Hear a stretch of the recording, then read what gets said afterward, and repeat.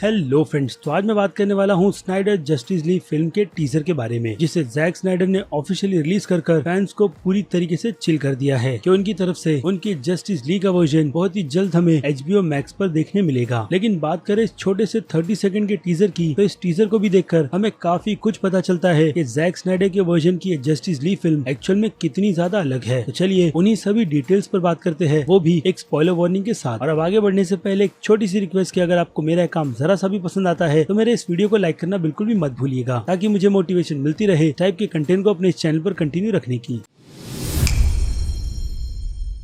So friends, ये DC fans की ही जीत है कि उनके कारण वार्नर ब्रदर्स स्टूडियो ने फैंस की मानी और HBO मैक्स पर इस फिल्म को रिलीज करने की परमिशन दे दी, वो भी एक अच्छे खासे अमाउंट के साथ। बट अभी तक बाकी कुछ डिटेल्स कंफर्म नहीं हुई है इस फिल्म से रिलेटेड, जिस पर पूरी डिटेल वीडियो आपको मेरे चैनल पर मिल जाएगी, क्योंकि उन्हीं सभी चीजों को रिपीट कर मेरे हिसाब से तो कोई मतलब बनता है नहीं। इसलिए आप जाकर एक बार उस वीडियो को जरूर देख लीजिएगा। खैर, तो आते हैं इस टीजर पर, जिस टीजर में हमें एक झलक डार्क साइड की दिखाई गई, यानी यंगर डार्क साइडर के वर्जन की, जो पूरी तरीके से कॉमिक बुक की तरह तो बिल्कुल भी नहीं लग रहा। यानी ये डार्क साइड का एक स्टार्टिंग वर्जन है, जिसे फिल्म में एक फ्लैशबैक के तौर पर दिखाया जाता, जिस फ्लैशबैक का पता और कोई नहीं बल्कि हमारी वंडर वुमन यानी डायना लगा लेती, वो भी एक सिग्नल के साथ, जो सिग्नल उसे थेमेस्केरा से मिलेगा। कैसे? तो चलिए आते हैं पहले उसी डिटेल्स पर। पहले आपको याद होगा कि जॉश वेडन के कट में जब डायना प्रिंस की एंट्री दिखाई जाती है, तो वो उस एंट्री में किसी म्यूजियम के अंदर स्टैचू का काम कर रही होती है, जहाँ पर टीवी पर एक न्यूज भी चलती है, और उस न्यूज में हमें ग्रीस के किसी ओल्डर टेम्पल में आग लगी हुई दिखाई जाती है, जिस आग को लगाने का काम ऑब्वियसली थेमेस्केरा से ही किया जाता है। यानी कि एक सिग्नल जो डायना को ये बता सके कि थेमेस्केरा में कुछ बुरा हुआ है, यानी एक ऐसी हिस्ट्री जिसके बारे में उसे तक नहीं पता। क्योंकि अर्थ पर जब डार्क साइड पूरी तरीके से कॉन्कर करने आया था, तो उस टाइम डार्क साइड की प्रिपरेशन पूरी बिल्कुल भी नहीं थी, और ऐसे वक्त में डार्क साइड की वो पहली हार थी, जिस हार के बाद वो कभी भी पलटकर अर्थ पर वापस नहीं आया, क्योंकि उस टाइम उसे रोकने के लिए ग्रीन लैंटर्न्स, क्रिप्टोनियन, अमेजोनियन और ग्रीक गॉड्स थे, जो उसे ऐसा करने से पूरी तरीके से रोक देते। मतलब बाकी की डिटेल्स ऑब्वियसली आपको जस्टिस लीग फिल्म देखकर मिल जाएगी, यानी कि जॉश वेडन का वर्जन, जिस वर्जन में उस वॉर की सिचुएशन को संभालने के लिए स्टीफन वुल्फ को भेजा जाता है। बट जैक स्नाइडर के वर्जन में ये काम और कोई नहीं बल्कि खुद डार्क साइड ही करने के लिए आता है, जिसके पास हो सकता है कि उस टाइम पर ओमेगा फोर्स बिल्कुल भी ना हो, इसलिए वो काफी आसानी से हार गया और बिना मदर बॉक्स लिए वो वहाँ से चला भी गया। बट अब सिचुएशन बदल गई है, जिसे बदलने का काम obviously Batman versus Superman film में किया गया था, यानी कि सुपरमैन की मौत, जिसके मौत का सिग्नल अब डार्क साइड को मिल गया है। और इन सभी बातों की पूरी कंफर्मेशन लेक्स लूथर का कैरेक्टर बैटमैन के सामने करता है बैटमैन वर्सेस सुपरमैन फिल्म के एंड में, कि एक बेल रिंग हो गई है गॉड के मरने की। और यहाँ पर रेफरेंस ऑब्वियसली सुपरमैन का ही दिया जा रहा है कि रास्ता पूरी तरीके से साफ है। और आपको ये भी पता होगा कि जैक स्नाइडर के उस वर्जन में स्टीफन वुल्फ ही जस्टिस लीग 1 का विलन था, और फिल्म के एंड में हमें डार्क साइड की एक झलक दिखाई जाती, यानी कि डार्क साइड का कैरेक्टर पहले हमें फिल्म के स्टार्ट के फ्लैशबैक में दिखाया जाएगा, और उसके बाद फिल्म के एंड में, जिसकी पूरी डिटेल भी मेरे चैनल पर अवेलेबल है कि किस तरीके से बूम ट्यूब की मदद से जस्टिस लीग के सारे मेंबर्स डार्क साइड की एक झलक देखेंगे, जिस फर्स्ट ग्लिम्स में ही डार्क साइड स्टीफन वुल्फ के 2 टुकड़े कर देगा और उसे वहीं पर मार देगा, क्योंकि ऑब्वियसली स्टीफन वुल्फ फिल्म के उस एंड में पूरी तरीके से फेल हो गया, जिस काम के लिए डार्क साइड ने उसे भेजा था, यानी मदर बॉक्स को लाना। और इसके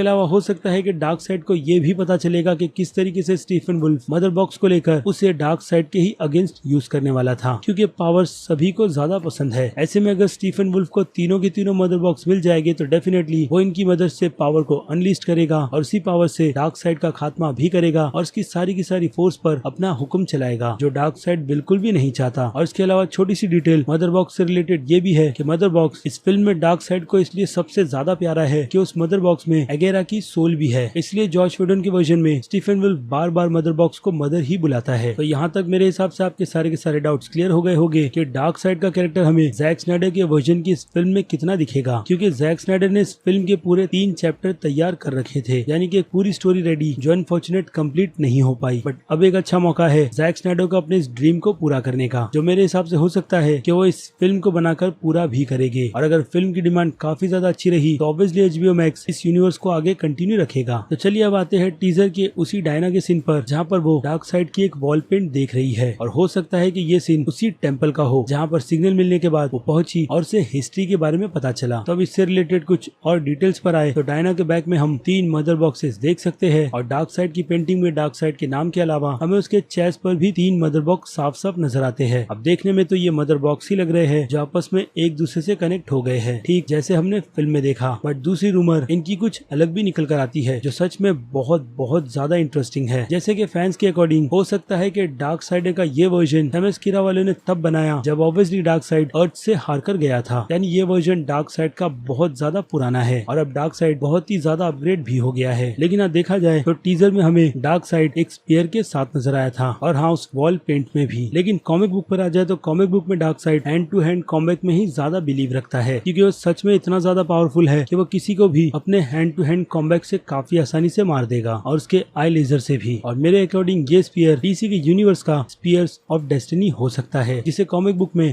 डीसी की कॉमिक बुक में हिटलर ने यूज किया था। जी हाँ, हिटलर ने। और इसके अलावा डीसी के ही सुपर विलेन वेंडल सेवेज ने भी स्पीयर को यूज किया है। बाकी और भी काफी सारे कैरेक्टर्स हैं जो time to time spear of destiny को यूज कर चुके हैं, तो शायद फिल्म में भी ऐसा ही कुछ हमें दिखाया जाए कि dark side spear of destiny और इसके अलावा और कुछ भी अर्थ पर लेकर आया था ताकि वो तीनों मदर बॉक्स को हासिल कर सके। बट फिर भी वो पूरी तरीके से फेल हुआ क्योंकि इसके सामने काफी बड़ी मुसीबतें थी जिस पर अभी मैंने इस वीडियो में आपको काफी डिटेल्स दे दी है। खैर, तो इसके अलावा आ जाए उस रूमर पर, तो रूमर के अकॉर्डिंग कहा यही जा रहा है कि उस वॉल पेंट पर डार्क साइड के सीने पर जो मदर बॉक्स की डिजाइन है वो हो सकता है कि डीसी के यूनिवर्स की केओस क्रिस्टल हो। और अगर जिन लोगों को इस केओस क्रिस्टल के बारे में नहीं पता तो उसकी भी डिटेल देते हुए मैं बस सिंपली यही कहूंगा कि ये क्रिस्टल लोगों की विश को पूरी करता है जो शायद डार्क साइड फिल्म के स्टार्ट में इसलिए लेकर आया हो कि उसे तीनों के तीनों मदर बॉक्सेस मिल जाए, जो अनफॉर्चुनेट बिल्कुल भी नहीं हो पाता। बट इस थियरी पर मैं इतना ज्यादा जोर बिल्कुल भी नहीं दूंगा क्योंकि मेरे हिसाब से वॉल पेंट पर डार्क साइड के सामने मदर बॉक्स ही ड्रॉ किए गए हैं। लेकिन आ जाए इस थियरी पर, तो इस केओस क्रिस्टल की थियरी जस्टिस लीग फिल्म के साथ नहीं बल्कि वंडर वुमन 1984 फिल्म के साथ बिल्कुल परफेक्ट फिट बैठती है। यानी कि स्पॉइलर जिससे हमें ये पता चल गया कि क्रिस प्रैट का कैरेक्टर स्टीव ट्रेवर फिल्म में जिंदा कैसे हुआ और चीता को उसकी पावर्स कैसे मिली, जो शायद कहीं ना कहीं मैक्सवेल लॉर्ड के कैरेक्टर ने ही किया होगा क्योंकि फिल्म के कुछ स्टिल्स रिलीज किए गए थे और फिल्म का ट्रेलर भी जिसमें इस क्रिस्टल को हम साफ साफ देख सकते हैं। वेल, तो ये चीज आपके काफी सारे डाउट्स क्लियर कर देगी। आई होप कि इस टीजर को भी मैंने आप सभी डीसी फैंस के लिए काफी अच्छी तरीके से एक्सप्लेन किया हो। तो अब करते हैं वीडियो को यहीं पर खत्म। तो अब आपकी क्या राय है इस फिल्म के 30 सेकंड के टीजर को लेकर, उस बारे में मुझे कमेंट कर जरूर बताइएगा। और ये भी कि आपको मेरी ये मेहनत कितनी ज्यादा पसंद आई है। और अगर आपको मेरी ये मेहनत जरा सी भी पसंद आई है तो मेरे इस वीडियो को लाइक करना बिल्कुल भी मत भूलिएगा ताकि मुझे मोटिवेशन मिलती रहे इस टाइप के कंटेंट को अपने चैनल पर कंटिन्यू रखने की। और हाँ, इसके अलावा अगर आप मेरे चैनल पर नए हैं तो मेरे चैनल को सब्सक्राइब भी कर लीजिए और लगे हाथ तो इस बेल आइकन को भी क्लिक कर दीजिएगा, वो भी नोटिफिकेशन को ऑल पर रखकर। इससे होगा ये कि मैं अपने चैनल पर जब भी कोई नई वीडियो अपलोड करूंगा आपको उसकी नोटिफिकेशन सबसे पहले मिलेगी। इसलिए लाइक, सब्सक्राइब और बेल आइकन को क्लिक करना बिल्कुल भी मत भूलिए। तो चलिए अब मिलते हैं आपसे अगले वीडियो में, तब तक के लिए बाय।